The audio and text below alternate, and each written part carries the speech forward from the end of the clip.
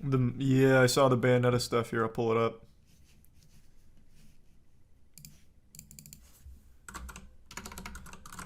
Yeah, the Bayo drama is getting a little spicy now. If true, Abungi, you are correct. Did you see her email response about wanting to put the franchise behind her and move on to theater work? Seems like she's backtracking big time. No, where's that? No, I did not catch that. It was in the Jason Schreier report. It was updated. Okay, let me pull that up. Oh, shit. What just got deleted from this? You see Ezra Miller is facing up to 26 years in prison. God damn, no. Well, it seems like a lot happened. I haven't been on Twitter much today. Someone on Reddit posted your 11th grade yearbook. I saw. Pretty cool. I told you I was quite the ball player. I could have gone pro. Remember when people were making a big deal about Amaranth's situation? Now it's all forgotten. Big L? What are you talking about? Oh, you're that guy with nothing but the worst takes of all time. I recognize your name.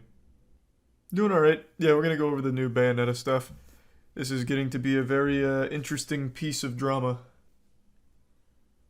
Actually, I'll also pull up Young's video on it. I haven't seen it yet. Olivia Wilde, Salad, Harry Styles drama.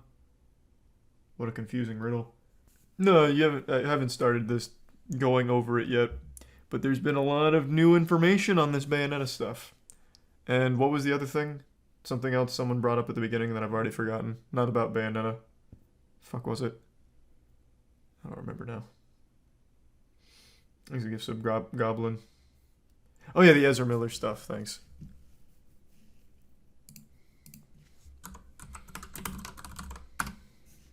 Any news about Amaranth? Yeah, she's talked about this stuff on her stream.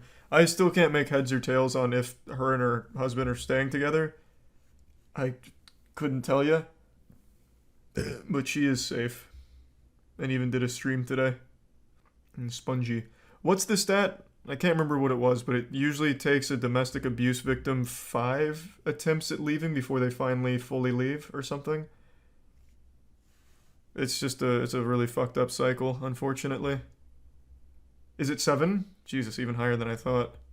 Have I been following the Rooster Teeth drama? Yeah, I went over it the other day. I don't think there's been anything new, though. At least not that I've seen. Thanks, Resub Revo. Yeah, we'll start with the Bayonetta stuff, since that's one that I'm very familiar with. So, Bayonetta's voice actress, Helena Taylor, made the massively viral post talking about why she's not voicing Bayonetta in the third game.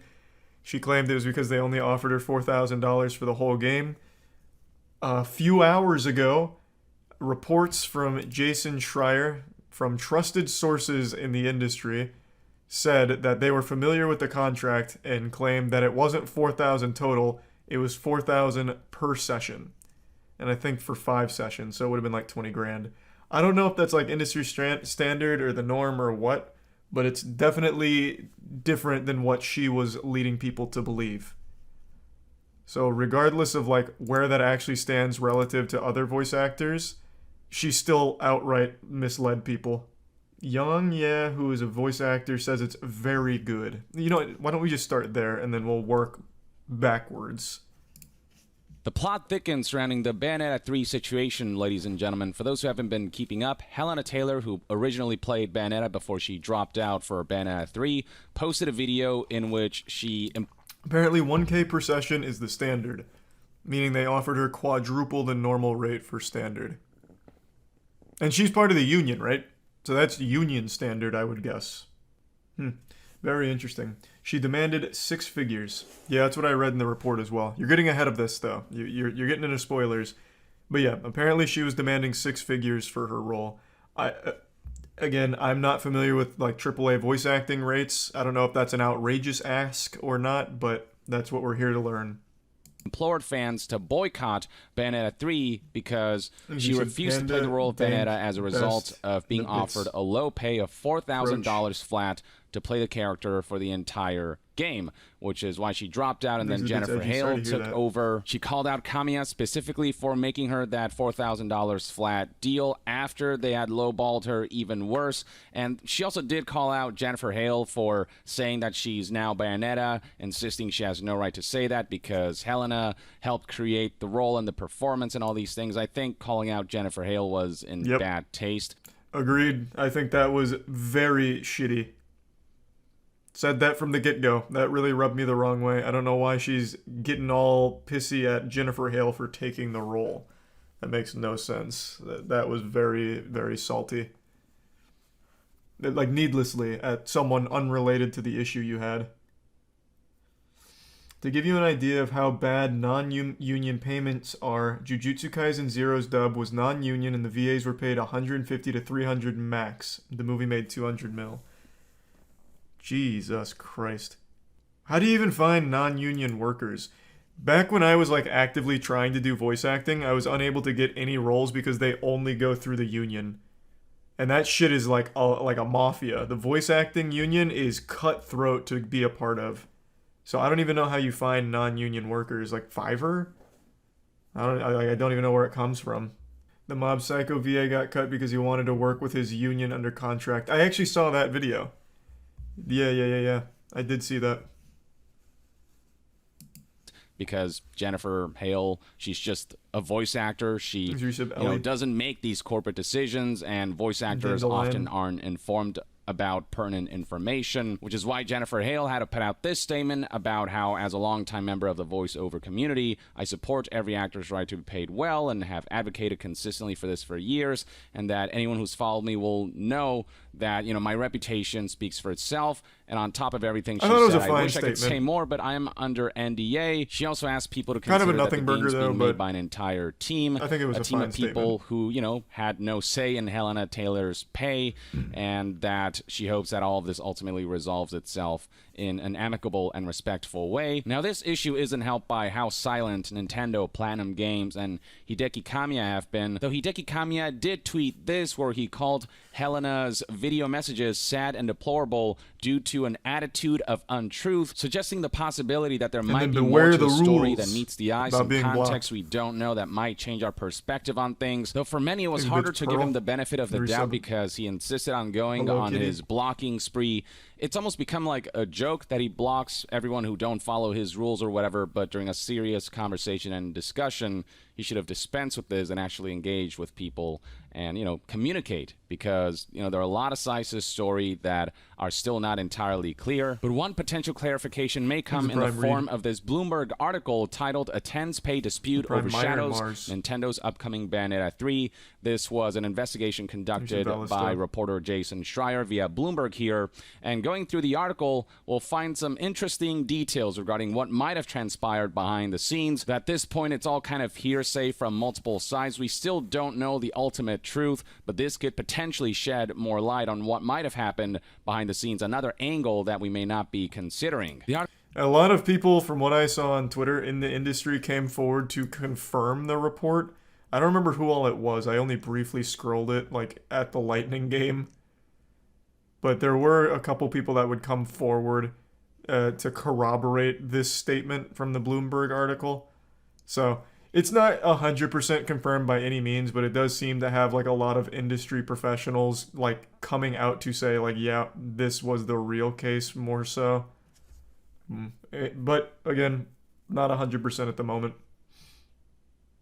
Thoughts on the huge Lightning L? Yeah, it hurt seeing it in person. Going up 2-0 and then letting up 3 unanswered goals and just getting fucking steamrolled. Yeah, it was rough. Made worse by the fact that the guy behind us just kept saying the same 2 things over and over. Anytime the Lightning touched it, he'd say, "Shoot it!" And anytime they didn't touch it and were even near another opponent, he'd just say, "Lay him out!" Over and over and over and over again. Thanks for your sub, Childish and Pete.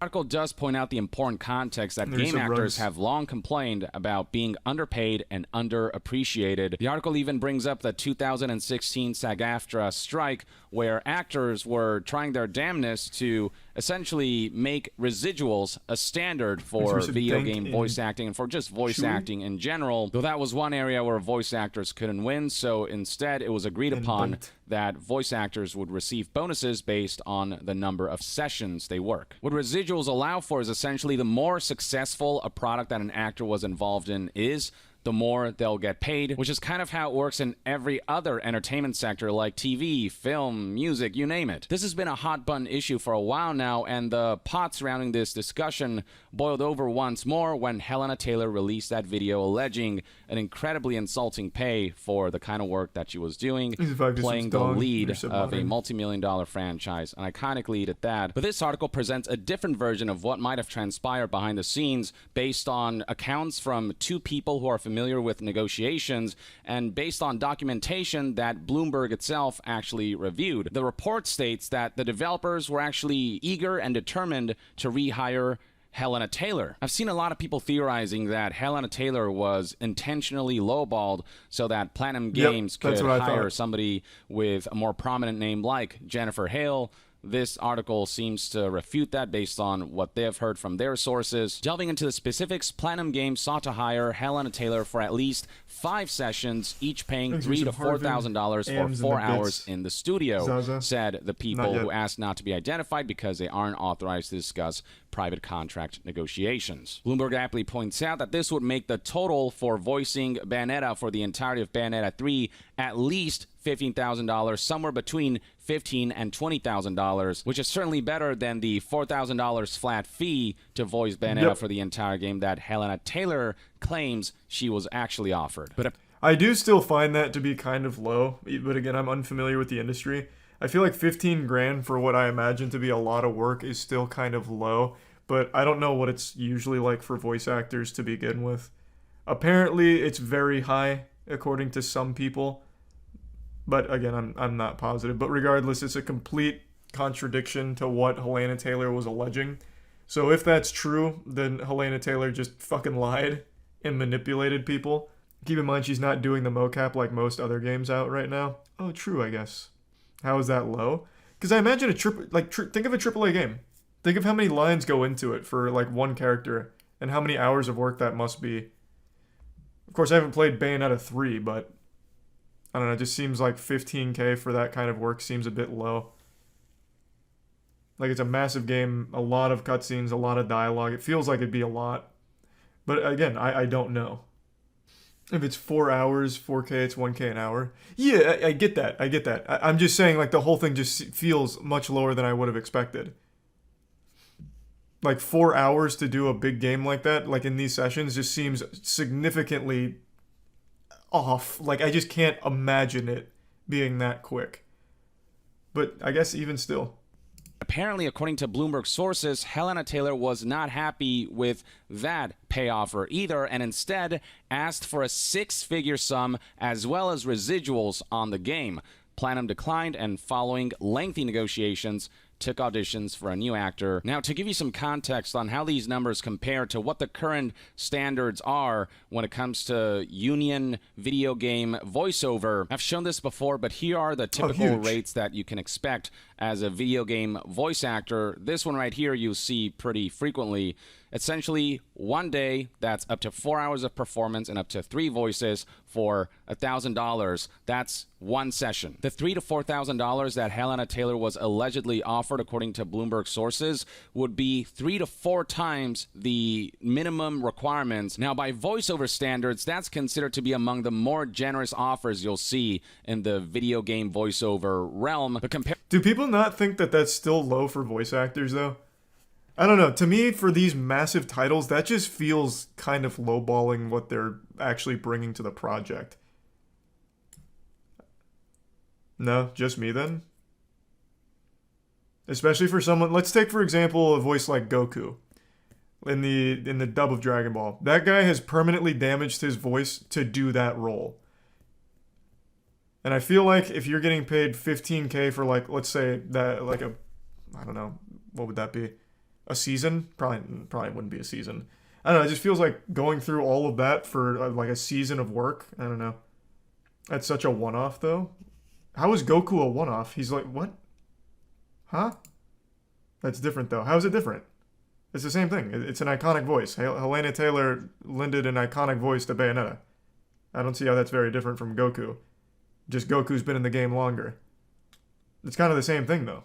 I don't see what the difference is. 1K an hour is good money. I get that. I'm well aware that that's good money. I'm just saying, comparing that to like normal acting or literally like anything else where you are like the star of a massive franchise feels low. I don't understand. Like, take for example an actor in a TV show. Maybe you don't lend as much, or maybe you lend more like hours to it, but you're still at the same level. Like, you make that show better because it's you lending your talent to it. No different than a voice actor lending their voice to an iconic character. But again, it could just be me. Maybe it's just my perspective that I think voice actors don't get paid a ton. I couldn't say for sure. You're comparing video games to TV shows, but I didn't initially. I compared I compared video game to something equal. Goku, another voice actor. It's really the same. Goku screaming his lungs out, though, kind of big difference. I suppose I don't see why that would have a massive effect on like a pay discrepancy. Voice actors are famously underpaid. Well, apparently not famously, because I haven't heard too much about underpaid voice actors or anything. It just, to me, being like the iconic voice to a character feels like it would be on par with or very slightly less than something else in a similar medium where you are the star. Compared to other industries and sectors where you get paid more upfront and you get residuals, it still pales in comparison, which is why assuming that Bayo is not a big game. What is the standard for big game in your eyes? That is a over $500 million franchise, and they only have 2 games coming out with a third right now. I'd say it's a pretty fucking popular franchise.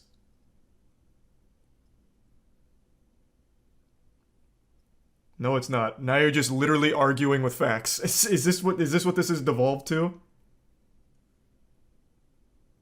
Oh, is this really where we're at?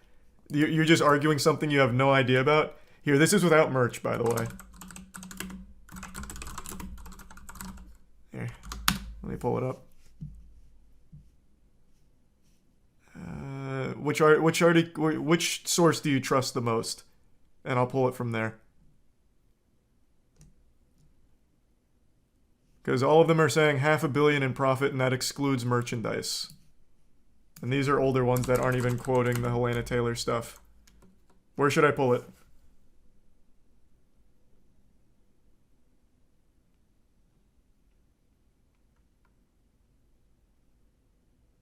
I didn't get one guide. That was a ton of people that all of a sudden said I was wrong about it being a $500 million franchise.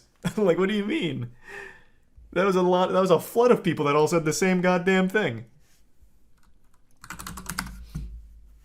Like, it just takes a simple Google search to immediately find this information. Like, it's really not hard. I don't know why you'd confidently say wrong when you have no idea. Now, you can, of course, argue with me on my take of, like, voice actors or actresses that are iconic voices not getting paid what I would have expected. That's fine. We can disagree there. But now you're just arguing with a legitimate fact of the profit the game make.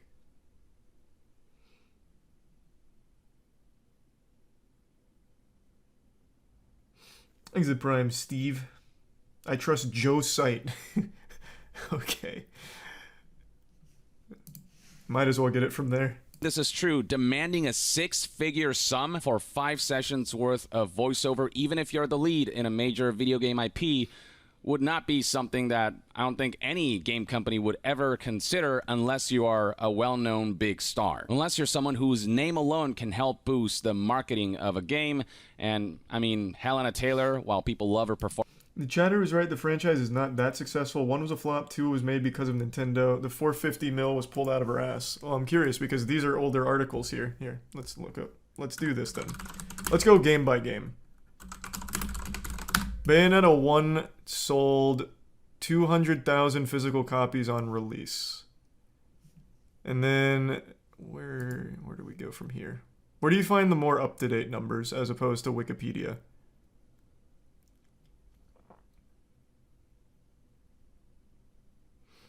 Bayonetta 2 sold 1 mil on release to the Switch port, and then the Wii U sales are around 400k. The first Bayonetta broke 1 million over time because it became a cult classic. Here, Bayonetta 1... Here, I don't know why I'm doing it off screen. Bayonetta 1 sold over 1.1 million. And then Bayonetta 2 on release was over 1 million on the Switch port release day. And the Wii U numbers were 400k. So what does this all come out to then? I wouldn't necessarily call 1.1 million on Bayonetta, the first one, to be a flop. Because this is a 13-year-old article. Oh, Jesus, from Jim Sterling. So I imagine this number has only grown over the last 13 years for the first game. Yeah, I know 2 only got greenlit because Nintendo picked up the bill for it. I'm well aware of that. That's why I thought Nintendo was probably the one behind the budgeting for voice actresses, or the voice actress with the $4,000 offer. But I don't think 1 million copies 13 years ago is a flop by any measure. It was Platinum Games' most commercially successful game at the time. Yeah, but Platinum Games always had cult classics. That doesn't say a whole lot. I think the actual numbers are more indicative of the success. Platinum Games used to fly under the radar for a while. Is your Subarctic? Was it $500 a copy? This is just the first game. This isn't even the second game. What? The argument was that Bayonetta 1 flopped. But it clearly didn't. 1 million copies is not a flop. 13 years ago. And then here's a more up-to-date one. Bayonetta has sold over 2 million copies. Like, that's just not a flop. That's just the first game. And the second one was bigger. What did the second one do, though? Let's see. The second one has done 1 million copies as of December 31st, 2021, according to the Wikipedia. But then according to this, it's done... The fuck is this? What is this notation? Okay, it looks like this is probably accurate. Another million. Oh, this is just the Switch version. Oh, right. What was the Wii U? What did I say? It was like 400k according to that other source. So do 1.5. I don't know what that comes out to. Maybe not 500 million, but I still don't think under any circumstances it's not a big, or it can be considered a small title. 400k was Wii U, the most financially floppy console ever. An actual scam of a console. The Switch port did 1 mil. It's like a AA franchise. What are these takes? What? That's a lot. Over 3 million total. Like, I feel like that's quite a lot. Definitely AAA, but nowhere near as big as Helena makes it out to be. I guess not. Then they need to go back and change some of those articles celebrating the Bayonetta crossing of $400 million. How many sales did Mass Effect Andromeda do? I don't even see how that's relevant. No clue. Nier sold 6.5 mil and made 400. Performances Bayonetta, it's not a widely known name that would ever convince a company to shell out 6 figures for 5 sessions worth of voiceover. So assuming there's truth to this, it should come as no surprise that Platinum declined the counteroffer and following lengthy negotiations took auditions for a new actor. Also, according to the article, even after Taylor turned down the role, Platinum did try to bring her in for at least a cameo. Platinum later offered Taylor a cameo in the game. What are these standards? Selling 4 million is good, especially for the budget of Bayonetta. And it didn't sell 4 million. It'd be like around like 3.5. That is good. I don't understand. Not everything's going to be Call of Duty numbers, man. How old are you? I don't get it. Yeah, apparently the 400 million is off, I suppose. But by no means is that not good. I don't understand where this is coming from. Over 15 years? Yes, over 15 years. It's not like they had expenses from Bayonetta for 15 years. They had a budget, they made the game, and everything that goes over budget is good. Let's see what the Bayonetta budget was. Fine. We'll get real into the weeds of it here since everyone's like a legitimate expert game developer and businessman. Here we go. Let's see. Where was the budget for the first Bayonetta? And it sold 2 million copies, is what we looked at. And you are? I'm just looking at numbers. Like, I'm literally looking at numbers. Like, I'm no expert, but the numbers are pretty obvious. Why can't I find, like, a full write-up on the budget? Here's an article about how it was almost destroyed Platinum Games from 7 years ago. Let's see. Does it give a number? No. And it almost destroyed it because of crunch. Yikes. That's not surprising, though. Most games have, like, crazy crunch now. Why is it such a heated topic? I don't know. I didn't think it was such a controversial take. But apparently anything that's under 8 figures of hard copy sales is a flop. Does anyone have a source for the budget on Bayonetta? Is the prime average? Not a flop, just not that big. Now we're moving the goalposts. The whole thing was, it was a flop. Saying it's not that big is fine if you're comparing it to the other massive titles, but it is still big and not a flop. You're just moving goalposts now. To Platinum Games, it was a flop since they were disappointed in sales, which makes sense why no other company wanted to pick up the series. What? Didn't this article just say how it was their most popular one and they were extremely happy? The only problem was the crunch made the workers miserable? I don't see how 2 million is a flop. Especially to Platinum Games. They said their PS3 port was their biggest failure. I don't see anything about them being disappointed. Here. This is the biggest failure for the PS3 port. PS3 was notoriously hard to develop games for. Well, couldn't tell you. I never developed a game for the PS3. Platinum Games, as well as the director Kamiya, had way too high expectation or opinions of themselves. What, for the game? Like projections? That's super possible. Kamiya definitely sounds like a delusional man who probably would have expected it to be the biggest franchise since Grand Theft Auto. I'd believe that. For the fee of 1 session, which she turned down, the people said. The fee for 1 session in her case would be somewhere between $3,000 and $4,000. I'm curious as to whether when Helena Taylor said that I was offered a one-time fee of $4,000 flat to play Bayonetta for the entire game, if she was actually referring to this one-time fee to make a cameo after she turned down the initial offer of $3,000 to $4,000 per session. In fact, that does line up with how she framed circumstances in part 3 of her video messages. For the role, and obviously passed with flying colours. They then sent me an insulting offer. That insulting offer, was that the $15,000 to $20,000 for the 5 sessions? And then... So I thought, you know what? I'm going to write to Hideki Kamiya. I'm going to write to him and ask him for what I'm worth. Ask him for what I'm worth might be referring to the 6 figures counteroffer that Bloomberg is reporting. I know he read it because I got a reply. That was when they offered me... The fact he replies blows my mind instead of just blocking her. So that $4,000 like in might person be blocking the, her. well, we've already recast the role because you turned down our initial offer and we have to cast this character. But hey, we're offering you a cameo at least. Would you like to do a cameo for, you know, that one-time session fee for $4,000? I think that's what actually might have taken place. And if that's the case, Helena misrepresented the situation. She made it sound like $4,000 was the most Platinum Games was willing to offer for her to play Bayonetta for the entirety of Bayonetta 3, when the actual offer was closer to $15,000 to $20,000. That's definitely a different story. Helena does not detail what that initial insulting offer was before she got the $4,000 flat fee rate. Now, Bloomberg did reach out to Helena Taylor, and she claims that everything Bloomberg is reporting here, based on the 2 sources that they spoke to, is an absolute lie, and said that Platinum was trying to save their asses and the game. She said she stood by everything she said in the video, and stated, I would like to put this whole bloody franchise behind me, quite frankly, get on with my life in the theater. Well, Helena was the one who instigated this whole situation, so there's really no putting this behind us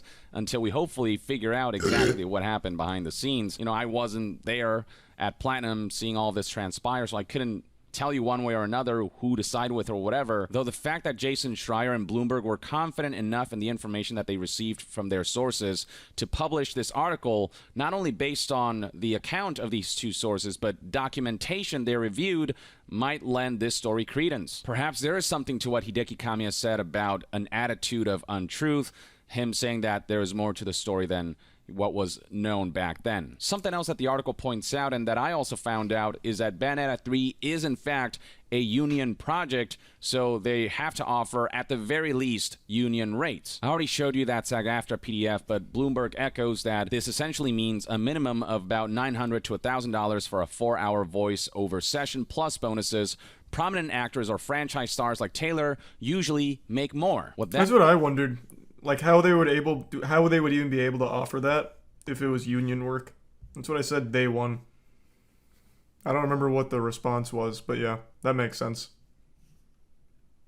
So, that means very misleading is that the from her. $4,000 flat rate to voice Bayonetta for the entire game, that's a very unusual thing that would actually break the SAG-AFTRA guidelines. If a project is union, you cannot pay a flat fee, assuming this is how many sessions and how many hours it'll likely take to record for the whole game. You have to pay session by session. So given that Bayonetta 3 is union, Helena saying that she was offered a $4,000 flat fee doesn't make much sense. That could potentially lend further credence to the theory that when she said $4,000 flat fee, she was actually referring to a one-time session fee of $4,000 to make a cameo after she turned down the role. And if that is indeed the case, the way she framed her side of the story would be a woeful misrepresentation of what actually transpired. Now, the story's still developing, so I'm still holding out judgment until we hear more, but there are aspects to how Helena has presented her circumstances that don't fully add up. Helena insists that the information in this article is a complete lie, that her side of the story is the truth. I feel like it's time for her to start showing some receipts at the... To be fair, she never fully explained if it was 4,000 for the whole thing. She just heavily implied it. So, like, at best, let's assume there's a world where she really thought people knew it was 4,000 per session, which nobody in their right fucking mind would ever think that. She still portrayed it completely incorrect. There's nothing that's a lie here, then, in that case. She never said it was 4,000 for the whole session. She just really heavily implied it. I don't understand what her fucking goal was, then. Because obviously this wouldn't stick for long, and she gains nothing from this. Now she just has no career. She'll never get another acting role. Well, voice acting role, I guess. Because no one's going to work with her. She's incendiary. It just completely ruined it for her forever. She did say it? No, if I remember correctly, in the initial video, she said the final highest offer was $4,000 for the whole game. Oh, actually, I guess that is kind of explicitly saying it.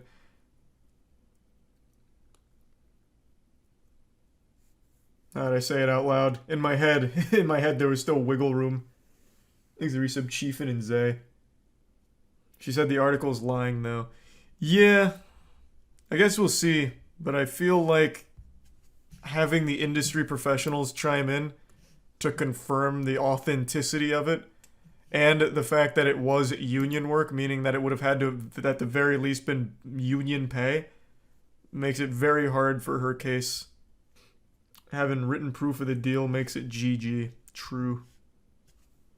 At the very least, some evidence that, you know, the offer that she was made was true. Maybe some of the communications that took place. I mean, she already broke NDA, and she said she's not afraid of NDA, so if she really wants to solidify her stance on this and highlight that her side of the story is the truth, then presenting evidence would potentially be the best course of action. Jason Schreier added additional context through his tweets here, where he presented all of the information already in the article, but also added that accounts and evidence reviewed by Bloomberg make it clear that those videos from Helena Taylor were not the whole story. And perhaps this is what Jennifer Hale is also insinuating by retweeting this thread, pointing to it, where voice actor Ben Diskin tweets about how critical thinking is a skill that needs to be taught as its own subject in school, before essentially offering guidelines on how to cross your T's and dot your I's before formulating a definitive opinion about something or presenting things as fact when in fact it could be misinformation. I'm not going to read through all of this, but you get the idea. There's a whole you can read it tutorial for yourself. Trying to insinuate that Helena did not present the full picture of that situation. And then lending further credence to Jason Schreier's report is that it was corroborated by Stephen Totilo, who's heard sort of similar things. He tweeted, "I recently heard from a good source about the $15,000 offer to Helena Taylor, Platinum Second, higher offer, I believe, but wasn't able to second source it." So Jason Schreier essentially is that second source, though Stephen Totilo hadn't heard about the counteroffer of 6 figures plus residuals. Somebody else who corroborated this was Andy Robinson from Video Games Chronicle, who said, "I can corroborate Jason Schreier's reporting over the Bayonetta 3 pay dispute, a sad and messy situation according to his sources." Now, people across the internet have widespread opinions about how much Helena Taylor should be paid to reprise the role of Bayonetta, this iconic character and the lead of the Bayonetta series, for the 3rd major outing. Some people are saying $15,000 to $20,000. That sounds about right. Others are saying that the 6 figures that she was allegedly asking for doesn't seem unreasonable. Whatever your opinions on that front might be, I think Stephen Totilo put it aptly. If the $15,000 offer is accurate, note that Taylor is denying Bloomberg's account, there will still be room for debate about what video game voice actors get for big roles. They still don't get residuals. For voice actors, residuals is the big sticking point. Voice actors feel that, much like how it happens everywhere else, their pay should scale to how successful the product that they contributed to is. When so much of why people become attached to these major gaming IPs, especially the more story-driven, character-driven ones, is because of the performances that actors provide, many feel like they deserve more than the bare scraps and minimum that they're getting right now, and residuals would be a great way to solve this issue, or at least mitigate it, by making it so that actors do get paid more if a game ends up doing really, really well, because game companies, studios, and publishers can more than afford to pay their actors more. Someone else who put it aptly was Daniel. So you agree when he says it? That's what I was saying. More or less. I don't know shit about residuals, but, like, again, I still think, like, it seems a bit low compared to all the other industries. But again, I have no, like, reference scale for the AAA voice acting scene. It's just compared to everything else I've ever heard of from the other mediums where it's kind of equal in terms of work, it seems much, much lower on average. But yeah, I don't know shit about residuals here. I didn't know if is that normal in, like, movies, TV shows, and anime, and cartoon voice acting or anything like that? Well, music, of course it is. That's where music artists make, like, all of their money. The only residuals I've ever really heard of in movies are, like, Robert Downey Jr. with Marvel. C-Dog has always talked about low pay in voice acting industry. If you didn't know, the VA and his username stands for voice actor. I'm very well aware Connor's a voice actor. Yeah. I just didn't know it was such a widespread thing. I've never really heard too much about voice actors not getting paid well.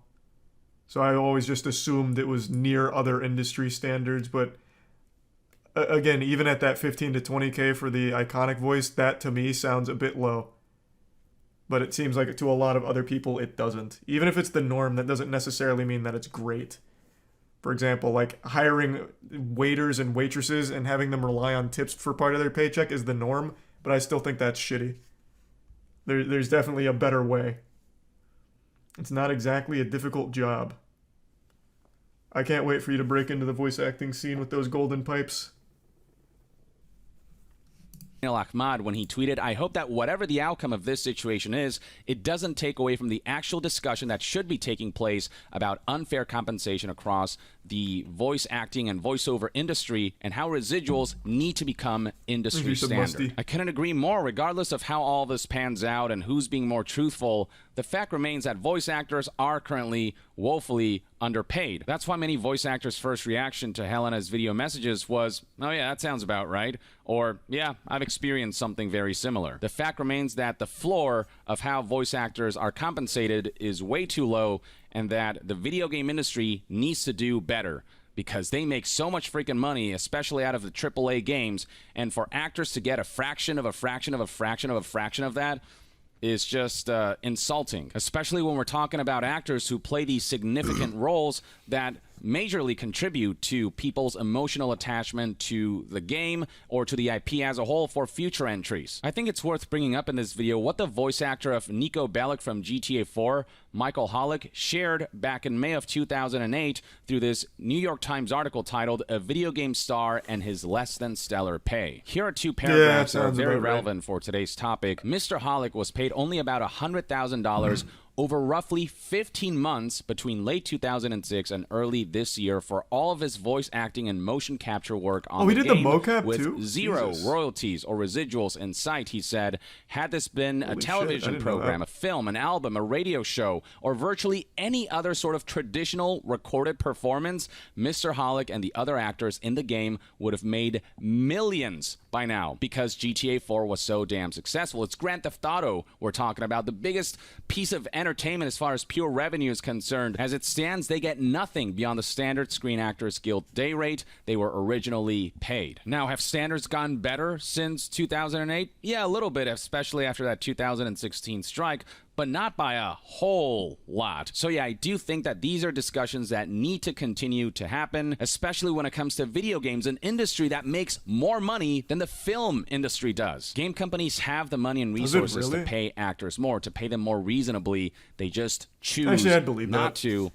And the union standards being so low doesn't help matters either. Now, putting all that aside, when it comes to the topic of Bayonetta 3 and the controversy going on there, yeah, a lot of mixed messages, some additional information that is absolutely worth keeping in mind as this story continues to develop. I do want to see if Helena Taylor responds to what this article presents, because the ball is in her court now, and I feel like it is time for her to provide more evidence beyond just these video messages. You know, show some of the communications that happened that potentially prove that you were in fact offered a $4,000 flat fee to voice Bayonetta for the entirety of Bayonetta 3. I'm all for fighting for higher rates, but even that fight has to be fought right. It cannot be fought through misinformation and through essentially blaming parties in a way that doesn't accurately highlight what actually happened. I am curious if she'll ever even out that Platinum comment on Games this is again. being more truthful, I feel like she'll just go then dark. Helena Taylor will have made the discussions surrounding, you know, how voice actors should be treated just that much more difficult,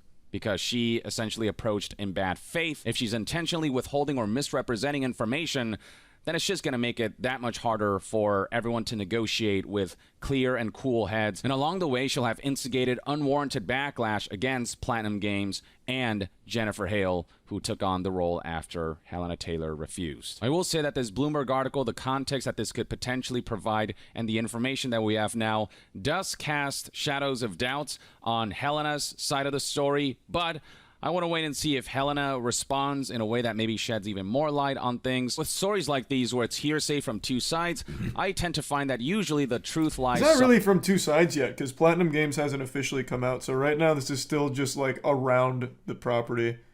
It's still not, like, directly from the horse's mouth. I do wonder if they're going to take legal action against her since she broke NDA and made very bad faith, misleading, viral videos. Even calling for a boycott to financially cripple the game and its profits. I feel like they probably will pursue legal action. They'd have every right to, assuming everything she said is a lie. Well, even if it's not, she still broke NDA, so they could still probably pursue something. Depends on the deal, but Depends on the deal, but most video games rarely do royalties to VA. Shows, movies usually do have royalties, so even small roles often net more over time than gaming. Yeah, I mean, I obviously don't know anything about, like, actually working in movies or anything like that, so I don't know shit about the residuals.